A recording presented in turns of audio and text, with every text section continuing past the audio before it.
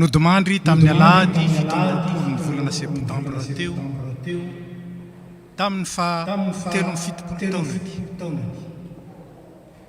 ny mpanompon'Andriamanitra Radomanana Obelson Rabetrano tonga eto an-tranon'Andriamanitra isika eo naminy izy ilay loharano-pisina loharano-mpamonjena loharano-pahasoavana izay mitantana ny fiainantsika ary mandamina azy araka ny fihevitra izay tsy takatry ny saina tsy takatry ny saina nefa kosa azo antoka satria fikendry mitsinjo ny farany dia ny fiainana mandrakizay fa mandalo tokoa manko izao fiainana izao sy ny filany fa izay manao ny sitrapon'Andriamanitra no maharitra mandrakizay tonga eto isika riavana hanome voninahitra an'Andriamanitra izay tompony aina sady mpandahatra ny fiainana tonga eto isika hitrotro ambavaka ny fianakaviana ho fampiononana sy fampaherezana azy ireo noho izao fisarahana an-tany izao fa indrindra tonga eto isika hiaino ny filazantsarany Jesosy Kristy tompontsika izay efa nandresin'ny fahafatesana loharano tamin'ny lahy matoa tamin'ny maty rehetra ary ilay nanokatra varavarana ho amin'ny fiainana sy ny fahazavana mandrakizay ho aminareo ny fahasoavana sy ny fiadanana avy amin'Andriamanitra ary ho aminareo ny famindram-po sy ny fahasoavana avy amin'ilay ray tiantsika sy Jesosy Kristy mpamonjy aoka hiara-mitsangana isika aiza moa nitodiana amin'ny fotoana tahaka izao raha levona ny nofo sy ny fo mitodika amin'ilay ray mandrakizay ilay ray azo iresahana ilay ray azo antsoina ilay ray tsy mba mandao ataontsika nira fa fito amby enimpolo sy eninjato ny andininy voalohany sy faharoa 617 première et deuxième strophe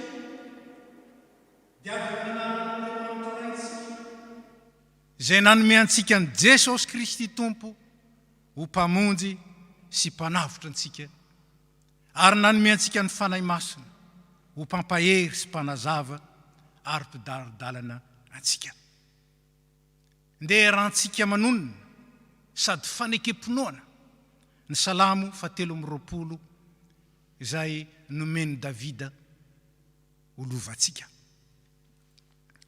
Jehova no mpiandry ahy, tsy hanan-java makory aho. Mampandray ahy mitondra ahy mamelobelona ny fanahy, mitady amin'ny lafamarinana no menany, na dia mandeha mamanto sy fahafatesana dia tsy atahotra azy fa ianao misorakazo sy fehina reo no mampifantatra mamelaka ny maso sy mahavaka manositra bibiny ny lohaka ny kapoaka fehina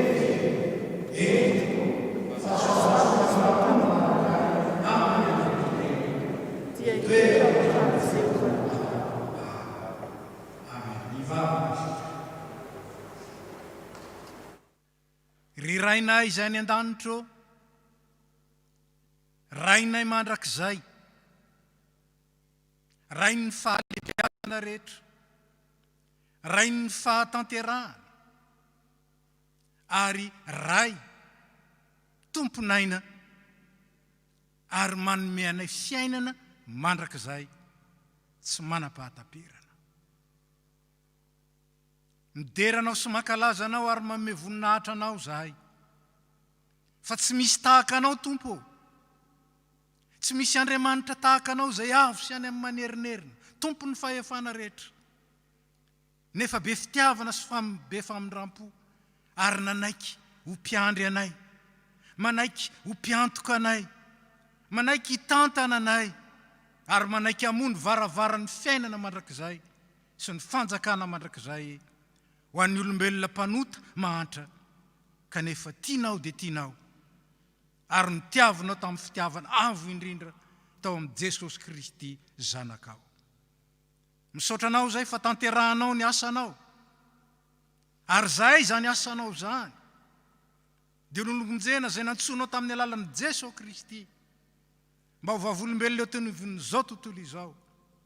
Fa tsy misy Andriamanitra tahaka anao ary Andriamanitra azo antoka sady Andriamanitra efa namakivaky ny lalan'ny fahafatesana ka nandresy ny fahavalo tao amin'ny fototra iorenany mihitsy mba hahatonga anay kosa ho mpandova fiainana ary ho mpandovan'ny mazava. Amin'izao fotoana izao Tompo, izay natokanay indrindra hanomezam-boninahitra anao noho ny mpanomponao Rabetrano Radomanana Obelson. Dia mangataka aminao zahay mba tsy ho saronan'ny alahelonay Tompo, ny fifalian'ny lanitra izay omenao ho an'ny mino, mba tsy ho saronan'ny izao aloka izao, ny fahazavana mahagaga izay tianao izoran'ny mino ary efa novakian'i Jesosy Kristy lay. Manoloana izao fisarana an-tany izao, mangataka aminao zahay, aoka tsy ho saronan'ny ratranay ny fandresena lehibe nomeny Jesosy Kristy dia fiadanana, fifaliana, fiainana, fitiavana ary fahatanterahana mandrakizay. Manatrehanay amin'ity fotoana ity ary aoka ny fahatserovanay izany mpanomponao zany dia mahatserovanay kosa ny asa lehibe ny tanterahanao izay mbola zarainao mandrakariva ho an'izay te hiaino ny feonao ary omenao malalaka ho an'izay mbola te handray an'i Jesosy Kristy ho tompo sy mpamonjy ary fiainana.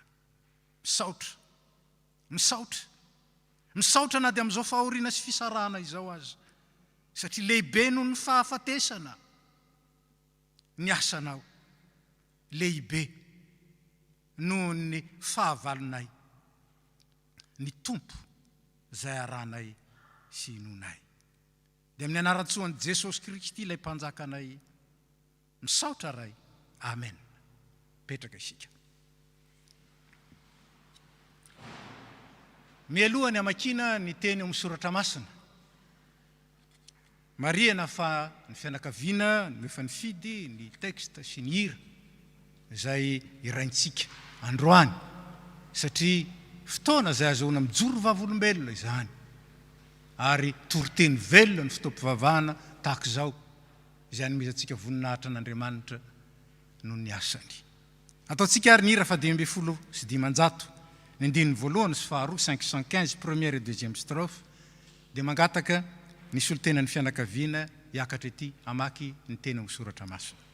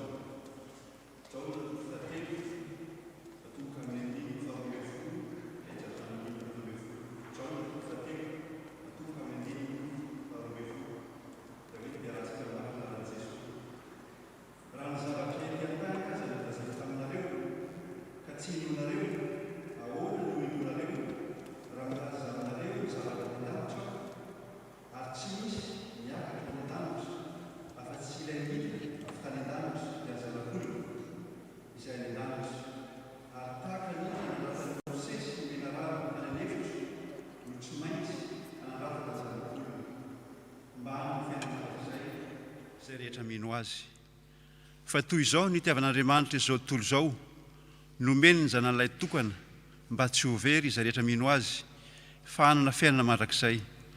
Fa Andriamanitra tsy naniraka ny zanaka ao amin'izao tontolo izao anameloka izao tontolo izao fa mba hamonjeny izao tontolo izao. Amen.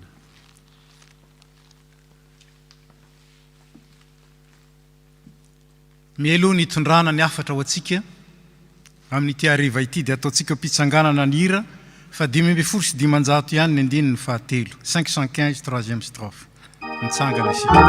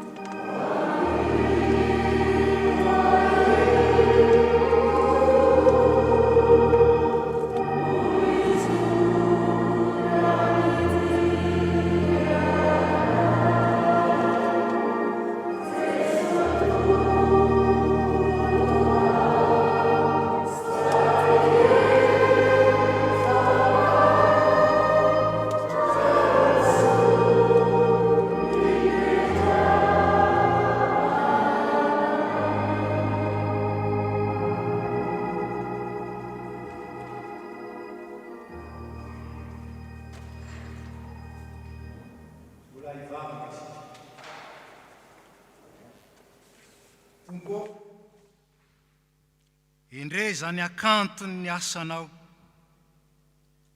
endre zany lova tsara, anjara tsara, omaninao aromenao malalaka ho an'izay rehetra manaiky hanaraka anao ary manaiky andray ny famonjena atolotrao. Lova tsara, lalana tsara, vatsy tsara, zay mitondra fiainana be deaibe ary mitondra fahatanterahana tsy misy farany, maharitra mandrakizay.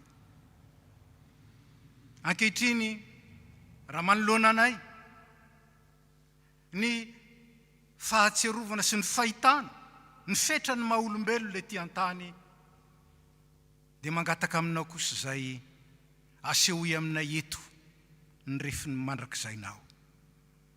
Amin'ny anaratsoanao Jesosy Kristy, lay tonga olona mba hampafantatra anay ny tena olona ary tena Andriamanitra mba hitarika anay ho amin'ny toeran'Andriamanitra. Amen. Petrakisika.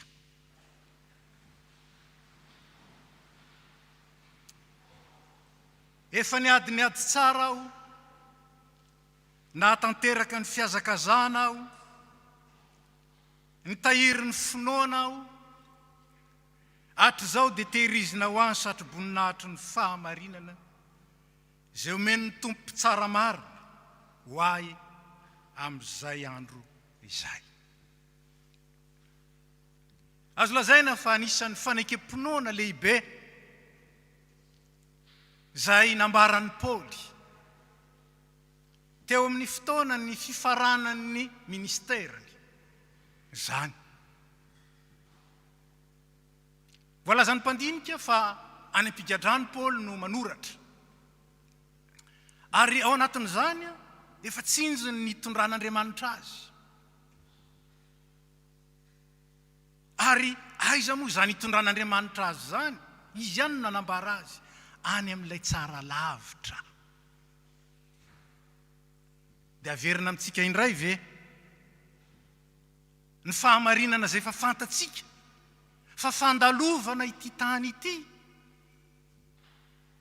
Ambarany tenin'Andriamanitra fa 70 na 80 no ny fandrosoana ara-medikaly dia mety hemitra ho 100 zany. Fa inona zay 100, 10 atao 200 aza raha miohatra amin'ny mandrakizay. Fantatrareo zay manao matematika ingamba ny équation zany. Tsy misy dikany.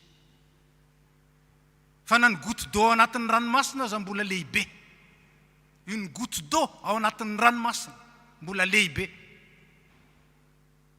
noho ny 20 na 200 taona mihoatra amin'ny mandrakizay.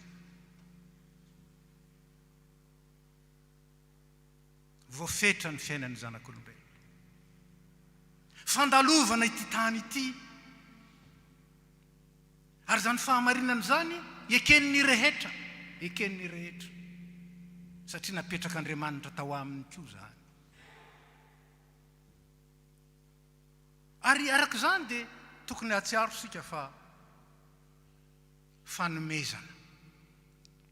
Fanomezana sarobidy ny fiainana eto. Ny miaina. Fanomezana sarobidy ny fiainana eto, fanomezana omen'Andriamanitra. Fantatra fa voafetra fa omeny, ary omeny malalaka, ary omeny aniza, omeny ny mpanota. Omeny ny mpanota. Tsy misy tsy nanota na dia iray aza hoy Paoly apôstôly.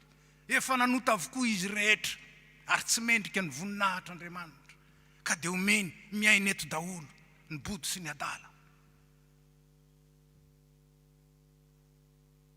Fanomezana avy amin'Andriamanitra zany. Ary nahoana ny sarobidy satria tsy mendrika. Asa raha azontsika antsaina ka mahatonga antsika hisaotra sy hakasitraka an'Andriamanitra zany. Fa na ny zanaka koa ary isaky ny misotro rano dia misaotra an'Andriamanitra. Mitraka misaotra an'Andriamanitra. Manahoana ny olombelona. Raha mba isaky ny mandingana izy matsiaro hoe misaotra anao aray, misaotra anao atompo, fa nomenao aho anampy ny andro isan'andro ary ny volana sy ny taona. Zany no mahatonga antsika hivoreto, hisaotra an'Andriamanitra tamin'ny nanomezany antsika andrado. Hoy tsika hoe 70 taona fotsiny, fa 70 taona. Raha oharinao amin'ny tsy misy zany, goavana dia goavana zany. Avadio équation mathématique indray.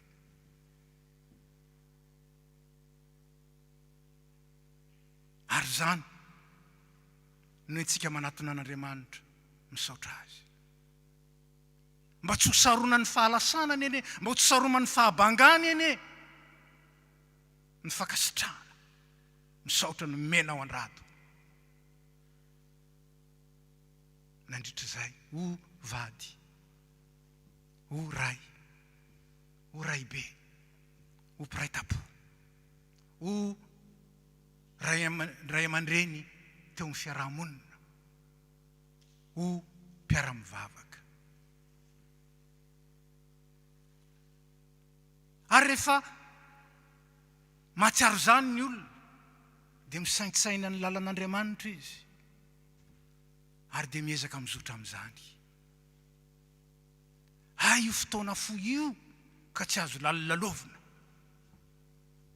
Io fotoana fo io ka tsy azo lanilaniana foana. Io fotoana fo io ka tsy maintsy atao izay hatanterahana ny anjara ao anatin'izany. Dia ambaran'ny Paoly, inona avy moa ny anjara ao anatin'izany? Ady tsara. Ady tsara. Hoy ny fiteny aty andrefana aty hoe vaincre sans péril, c'est triompher sans gloire.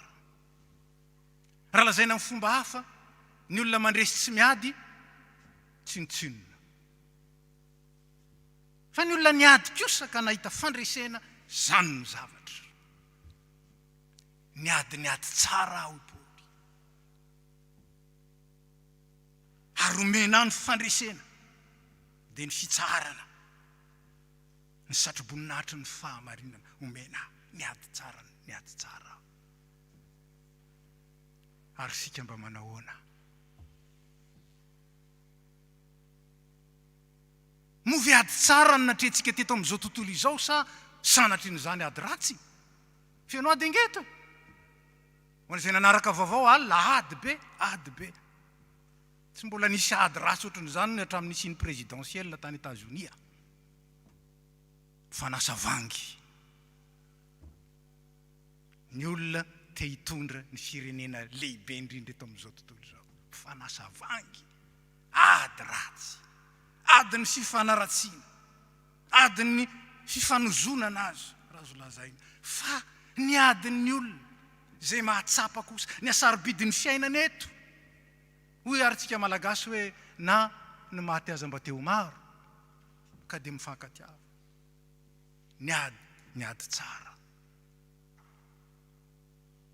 ny adin'ny fiombonana ary indrindra ny ady ny mandrakizay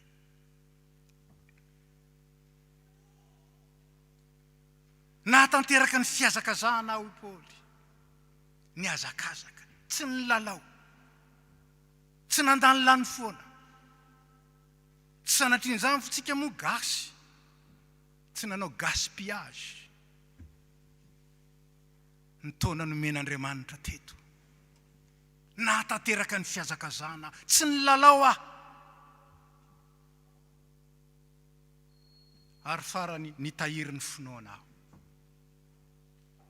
nitahiry ny finoana lay finoana zay mahatanteraka ny planina n'Andriamanitra ho an'ny olombelona ary inona zany planina n'Andriamanitra zany fiainana mandrakizay no omen'Andriamanitra atsika ary eo amin'ny zanany zany fiainana zany fa ny mahafinaritra indrindra ho an'ny olona zay nahatanteraka izany feno ny fanan'Andriamanitra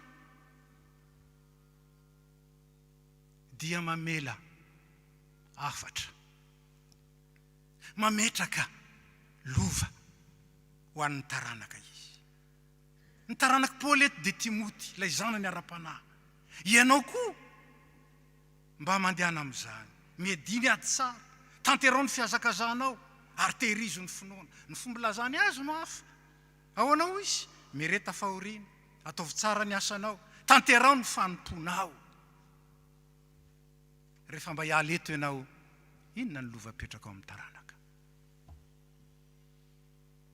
inona no afatra tsara mitondra fiainana mitondra ny mandrakizay apetraka ao amin'ny taranaka inona raha ny azakazaka tsara raha nanao ny ady tsara raha nitahiry tsara ny finoana fa raha sanatrian'izany angeka ny adiady foana teto sanatrian'izany angeka nandany foana ny andro ho amin'ny zavatra tsy mitondra any amin'ny mandrakizay fa ately ny fahafatesana sanatrian'izany ny tsy nitahiry ny finoana tsy manana anjara amin'ny lovan'ny olona masina ry havana mamela amin'ny fianakaviana manao témoignage satria zany tsy maintsy ambary zany tamin'ny fotoana nararin'rado dia maro tamintsika nitondram-bavaka azy ary tao anatin'izany fitrotronam-bavaka zany na dia teo aza ny aretina efa tahaky namampamofo nisy vaovao tsara vaovao tsara raha amin'ny baiboly ny anteny dia vaovao mahafaly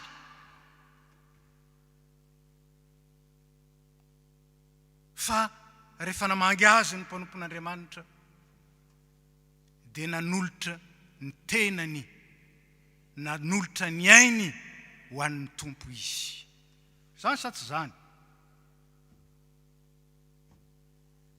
natolony ho an'ny tompo marina fa zay ve kanefa vaovao mahafaly misy fifaliana tsy misy fifaliana lehibe toy zany any an-danitra ny amin'ny mpanota iray izay mibebaka ary zany tsy tonga hiantsony marina izy nahoana moa zany ny vaovao mahafaly satria zany vaovao zany inge efa trany amin'ny andron'ny Mosesy ka lalam-pamonjeny rehefa tany anefitra ny zanak'Israely nikomy tamin'Andriamanitra na ny ran'Andriamanitra mena ranafo ny kekeriny mena rano izy rehetrarehetra zay ny kekeriny maty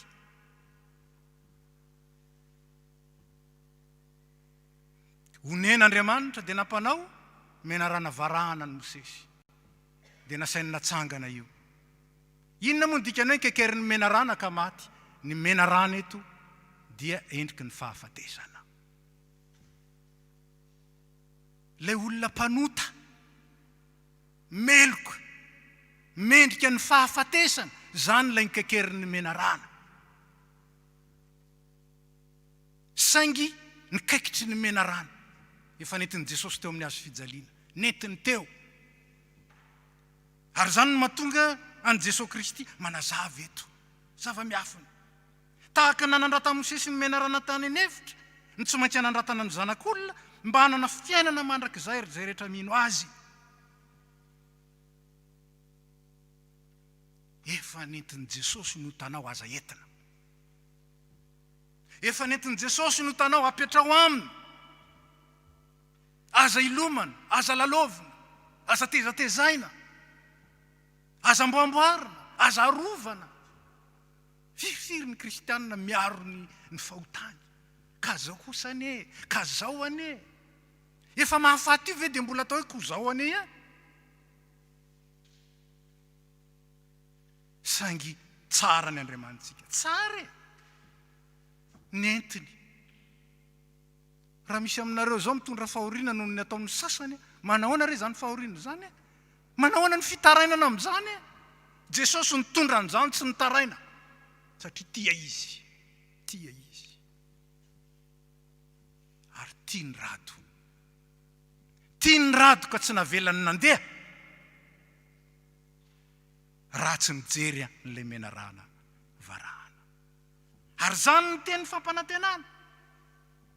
Mba hanana fiainana mandrakizay zay rehetra mijery azy, zay rehetra mino azy. Fa toy izao ny tiavan'Andriamanitra zao tontolo izao, nomeny ny zanan'ilay tokana mba tsy very zay rehetra mino azy, fa hanana fiainana mandrakizay. Fa Andriamanitra tsy naniraka ny zanaka anameloko izao tontolo izao, fa mba aminjeno izao tontolo izao. Ary zany ny afatra antsika. Andriamanitra tsy naniraka ny Jesosy Kristy apanga anameloko, kanefa tsy maintsy mijery an Jesosy tsika, tsy maintsy mibanjana ny Kristy isika, tsy maintsy manaraka ny Kristy isika, tsy maintsy mametraka ny fiainantsika eo amin'ny Kristy isika, mba hapetrana eo amin'ny mandrakizay zany fiainantsika zany. Zany no anjara tsara. Misaotra an'Andriamanitra tsika fa manana fiononana lehibe, fa napetraka rado tao an-danan'ny Tompo ny fiainany. Zany ny vaovao mahafaly. Ary zany ny ampinonana sy ampaherezana anareo. Hoy nambarany ny Apokalipsy, sambatra ny maty dia ny maty eo amin'ny Tompo. Sambatra izy ko. Nahoantsika ny tsy faly, misaotra rainy, misaotra Jesosy. Satria efa sambatra ny mpanomponao. Ry havana, fehiny zay rehetra zay. Na tanteraka ny adiny izy, na dia tamin'ny fomba hafa aza. Zaho sy ianao, omeny ny Tompo tombonandro. Iadina ny ady tsara sa sanatria iadina ny ady ratsy. Iazakazana sa ilalovana, iodikodinana, andanina ny fotoana sy andanina hery.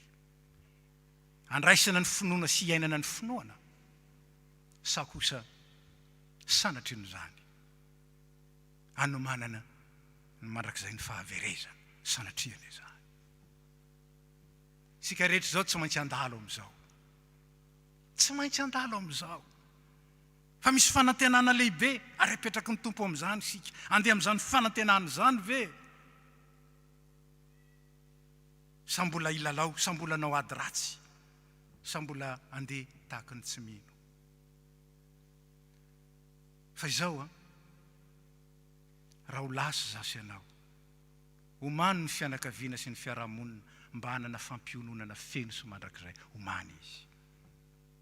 Ahafahanao miteny tahaka ny Paoly hoe efa niady ny ady tsara natanteraka ny fiazakazana, nitahiry ny finoana, hatry zao dia tehirizina ho azy satroboninahitry ny fahamarinana izay omen'Andriamanitra mpitsara marina amin'izany andro zany. Ry havana,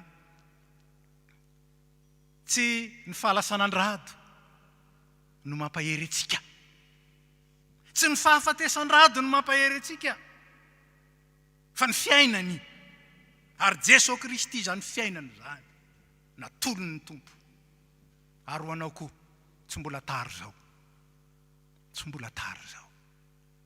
Tanterao ny fiazakazanao, mediny ady tsara, tehirizony finoana. Fa omanin'Andriamanitra ho anao ny satroboninahitra fiainana. Raisy ny fitahina mitsangana sika. Ho aminareo rehetra ny fahasoavan'i Jesosy Kristy, ny fitiavan'Andriamanitra ray ary ny firaisana amin'ny fanahy masina. Ampiorina nareo amin'ny tena fahazavana.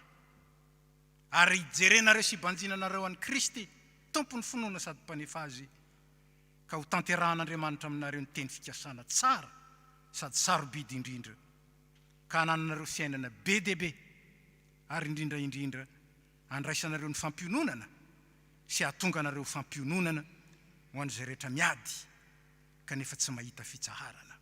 Matoky ilay niantso anareo sady maniraka anareo ho amin'izany asa masina izany, ivelomin'ny finoana ary ambarao Jesosy Kristy fiainana. Amen. Petraksika.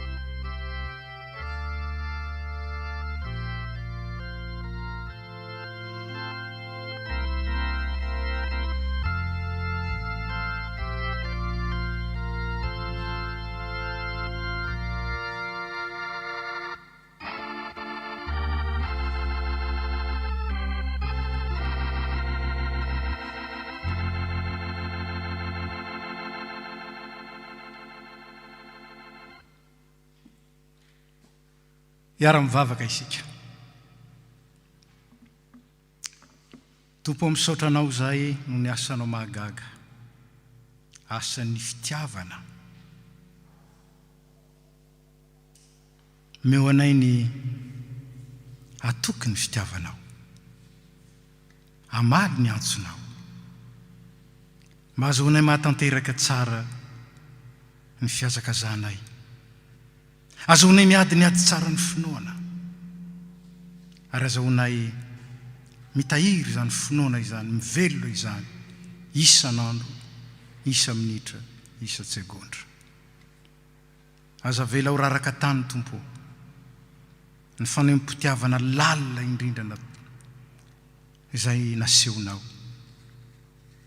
ka nandrotsahanao ny ranao ary nandroranao ny ainao, mba hahatonga anay kosa ho vahoaka ny fanjakana mandrakizay, ka tahinao eto, arovanao eto, ary anomananao ny mandrakizainao.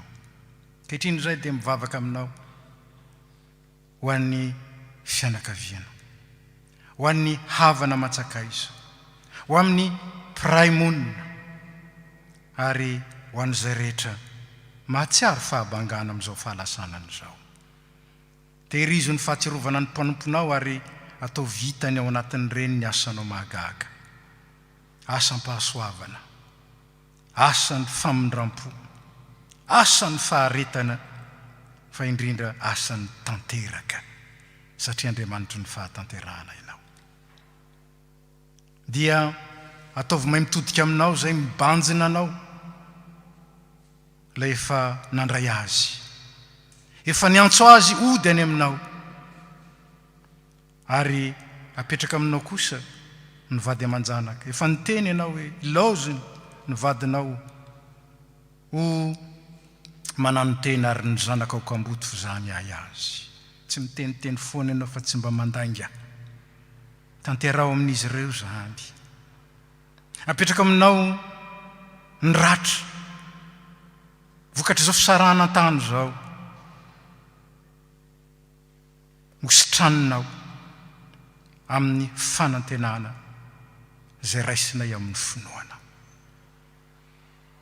Ary ambonin'ny zavatra rehetra, Jesosy Kristy ilay efa nialoha lalana azy, lahy matoa amin'ny maty, hitoetra ao amin'ny tsirairay ane ho velona ao amin'ny tsirairay ane ahatonga azy ireo handray ny fiadanana ary velona zany feno ety ary rehefa tonga kosa ny fetra omenao dia hoentinao an'ilay tsara lavitra izay efa nomaninao ho an'ny mpanompo matoky mivavaka aminao zay ho an'ny firenena ho an'ny fiarahamonina ho an'ny fianakaviana ho an'ny fiangonana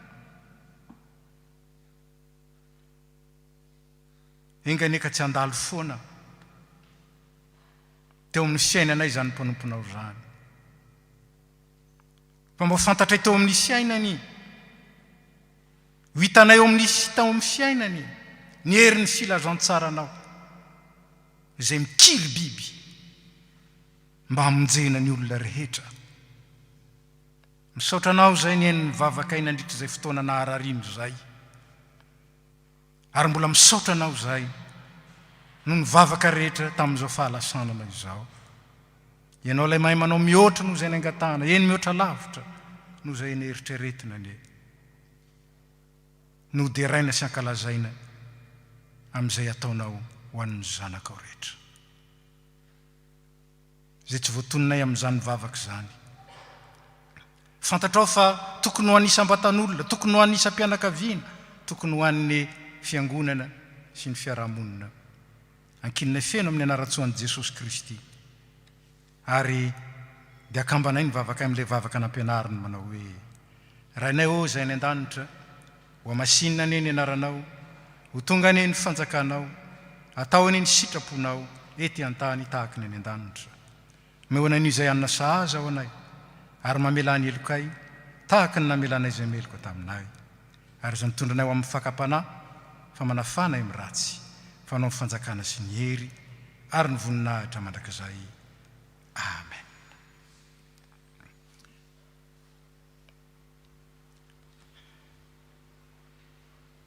Zao dia misy vidéo izay tian'ny fianakaviana mba ho jerentsika mangataka ny teknisianina mba andefa izany.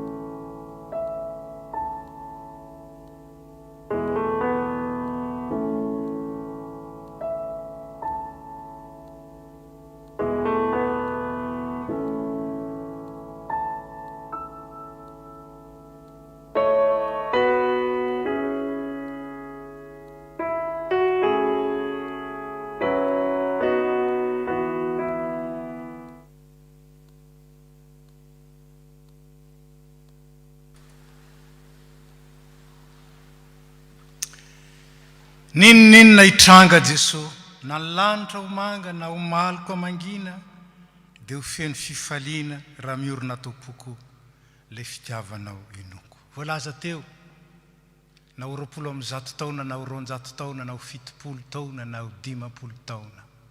Enganeka samy tratry ny ela daholo. Ny zava-dehibe dia ny fiadanan'Andriamanitra izay mitantana antsika sy atobany amintsika ary ny hery ny fitiavany izay miazona antsika fa tsy misy mahasaraka antsika amin'ny fitiavan'Andriamanitra ao amin'ny Jesosy Kristy. Ataontsika ny hira fa 8:700 aorianan'izany dia andray fitenenana ny solitenan'ny fianakaviana.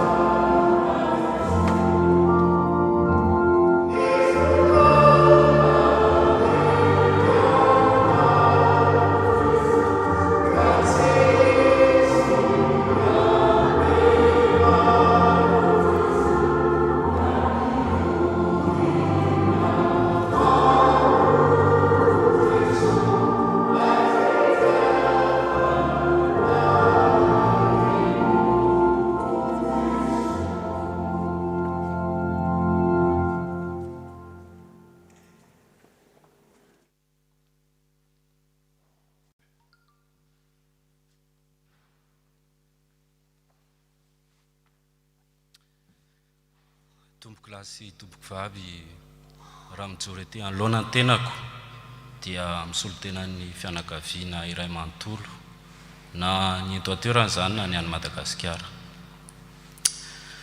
Vahotra ny vava ary mifandipaka ny lela, eny mangovotra mihitsy ny lohalika kanefa tsy hainay tsy saotra.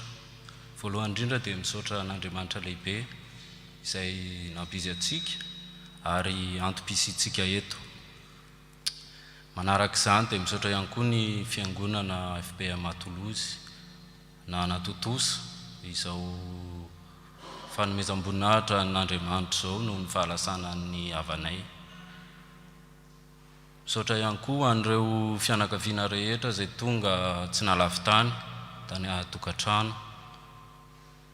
reo zay niantso atarby, reo amin'ny fifandraisana maro samihafa izay raha misy adino dia alanatsiny. Saotra ianareo zay tonga teto nanotrona niara andray fota aminay.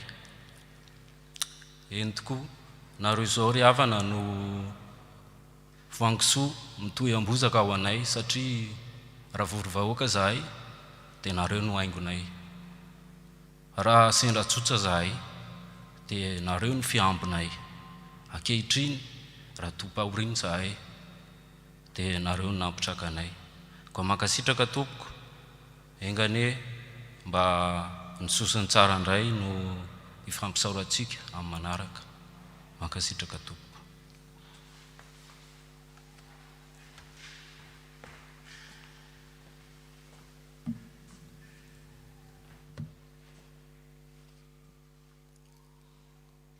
Hoy isika teo hoe ilay Andriamanitra tompony mandrakizay ny nanome antsika ny andro sy ny taona iainantsika ety, ary fatorany fitiavantsika ao anatin'izany. Fa satria tsy eto ny fonenana dia misy ny fanantenana mandrakizay. Ao ny lanitra tsara tokoa izay fonenana mandrakizay. Tany be asambarana koa any isika no iaona indray.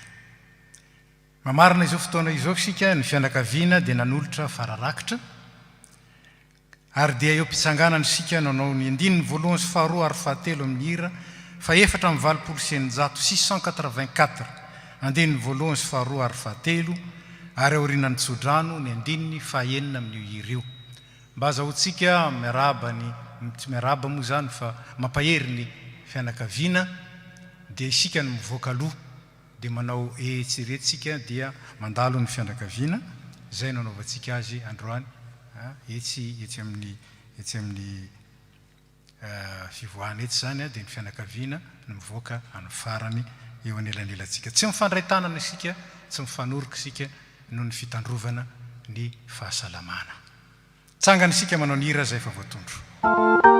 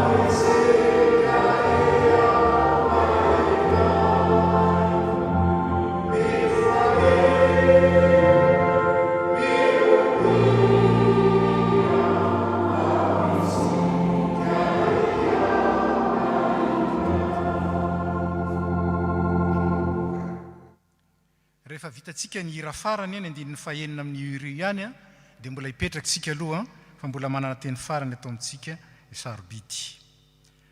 Zao no afatra ho antsika avy amin'ny tenin'Andriamanitra fa antomotra ny farany zavatra rehetra ko endre ka mahonona tena amin'ny fivavahana ary mihoatra noho ny zavatra rehetra mifankatiava tsara fa ny fitiavana manarona fahotana maro.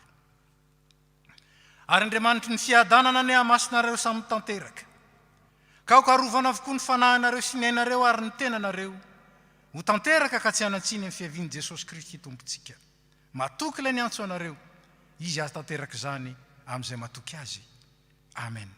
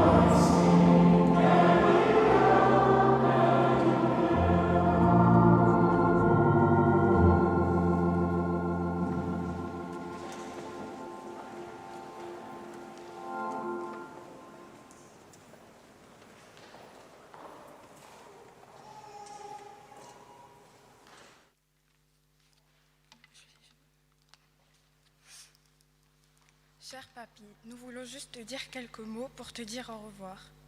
Nous avons passé de bons moments avec toi que nous n'oublierons jamais. Petite, tu t'es beaucoup occupée de nous, tu nous as appris à parler malgache, appris à peindre des tableaux. Tu nous as aussi appris à nager pour la première fois à la mer. Tu as été avec nous et tu nous as gardés jusqu'en 2008. Tu as souhaité dans ton pays pour passer du temps dans ton village natal, la terre de tes parents. En 2010, nous sommes venus te voir à Madagascar. Nous avons passé de bons moments avec toi là-bas. Nous avons visité plein d'endroits ensemble. Nous avons vu ton village et le début de la construction de ta maison, ton jardin avec les fleurs que tu aimes tant. En 2012, tu es venu nous voir pour le mariage de Ta et Nico. Et en été 2016, nous sommes partis ensemble en vacances en Corse. Nous gardons un très bon souvenir de ces vacances en famille. Nous avons encore pu profiter de toi. Tu es ensuite reparti, mais tu nous envoyais toujours des nouvelles de ta vie à Mada, de la famille, des cartes postales et des photos de ta maison que tu as construite et dont tu étais fière. Au téléphone, tu prenais toujours de nos nouvelles également. On aurait bien voulu te revoir cet été, mais malheureusement, on n'a pas pu y aller. Nous sommes très tristes de ne pas avoir pu te dire au revoir, mais sache que nous t'aimons très fort. Nous pensons fort à toi et nous espérons que de là-haut, tu nous protèges auprès de Dieu. Tu seras toujours dans nos cœurs, tes petites filles qui t'aiment très fort.